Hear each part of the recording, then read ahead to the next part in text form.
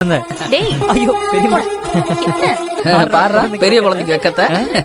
ஸ்னேகாவை ஜெயிலுக்கு அனுப்பிச்சாச்சுன்னு எல்லாரும் தூகலமா சிரிக்கிறீங்களா? பெரியம்மாக்கு ஒரே சிரிப்பு தான். என்ன இருக்கீங்களே அக்கா, நீங்க எல்லாரும் இப்படி சிரிச்சு சந்தோஷமா பேசுறத பாக்குறப்போ என் மனசுக்கு ரொம்ப சந்தோஷமா இருக்குக்கா.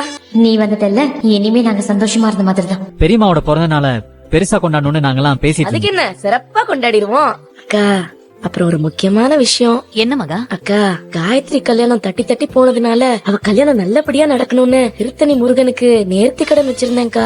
காயத்ரி கல்யாணம் இப்பதான் நல்லபடியா முடிஞ்சிருச்சு. அதனால அந்த நேர்த்தி கடனை இப்ப முடிச்சிடலான்னு பாக்குறேன்க்கா. என்ன நேர்த்தி கடன் மகா? திருத்தணி முருகனுக்கு வெள்ளியில வேல் செஞ்சு சாத்துறேன்னு வேண்டிக்கிட்டேன்க்கா. வர கிருத்திகை அன்னைக்கு காயத்ரி எசக்கியும் திருத்தணி முருகன் கோவிலுக்கு போய் அந்த வெள்ளி வேலை சாத்திட்டு வந்துட்டாங்கன்னா அதுக்கப்புறம் காயத்ரியோட வாழ்க்கை ரொம்ப நல்லா இருக்கும்க்கா. அக்கா, நீங்க என்னக்கா சொல்றீங்க? காயத்ரி ஏற்கனவே ஏகப்பட்ட மன குழப்பத்துல இருக்கா. இப்ப வந்து அவகிட்ட நேர்த்தி கடன் நிறைவேற்ற சொன்னா அவ எப்படி நிறைவேற்றுவா? நான் உங்ககிட்ட ஏதாவது இப்ப கேட்டேனா? எதுக்கு சம்பந்தமே இல்லாம இப்ப பதில் சொல்லிட்டு இருக்கேன்? நான் எங்க அக்கா கிட்ட பேசிக்கிட்டு இருக்கேன். வாய மூடிக்கிட்டு நில்லு.